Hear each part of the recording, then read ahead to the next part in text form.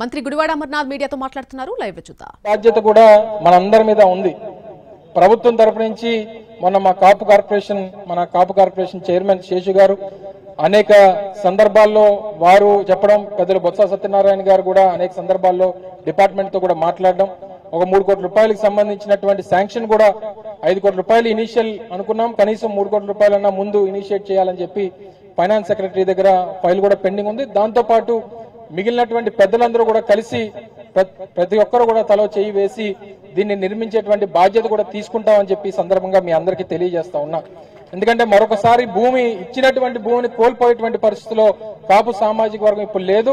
ఎంతో మంది సామాజికంగా ఇప్పుడు మన కులానికి సంబంధించినటువంటి వారు అన్ని రకాలుగా కూడా ఎదిగినటువంటి పరిస్థితులు ఉన్నారు, వ్యాపారాల్లో ఉన్నారు, ఇతరితర రంగాల్లో ఈరోజు ఉన్నతమైనటువంటి స్థానాల్లో ఉన్నారు. అందరూ కూడా కలిసికట్టుగా దీన్ని నిర్మించుకునేటువంటి బాధ్యత కూడా తీసుకుంటామని చెప్పి సందర్భంగా తెలియజేస్తా ఉన్నా.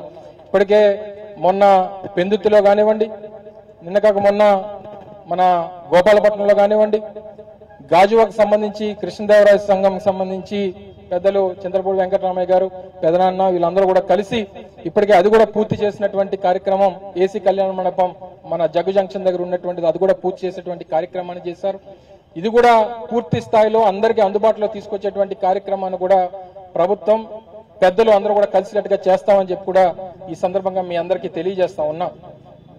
దీంతో పాటు అనేక రకాలైనటువంటి ఆలోచనలు, అనేక రకాలైనటువంటి రాజకీయ సమీకరణలు మారుతున్నటువంటి క్రమంలో సరే ఇక్కడ ఉన్నటువంటి వారు అన్ని రాజకీయ పార్టీలకు చెందినటువంటి వ్యక్తులు ఉన్నారు. కానీ అందరం కూడా కులంగా ఒక కుటుంబం. దీంట్లో ఏ రకమైనటువంటి సందేహం కానీ వేరే ఆలోచన కానీ లేదు. కానీ ఏదేమైనప్పటికీ ఎవరి ఆలోచన విధానం ఎలాగున్నప్పటికీ మనకి మంచి చేసేటువంటి వారు, మనకి అండగా నిలబడినటువంటి వారు, మనకి ఎవరు ప్రోత్సాహాన్ని ఇస్తున్నటువంటి వారు, ఇవన్నీ కూడా ఆలోచన చేసి నిర్ణయం తీసుకోమని చెప్పి మిమ్మల్ని అందరినీ కూడా కోరుతా ఉన్నాం.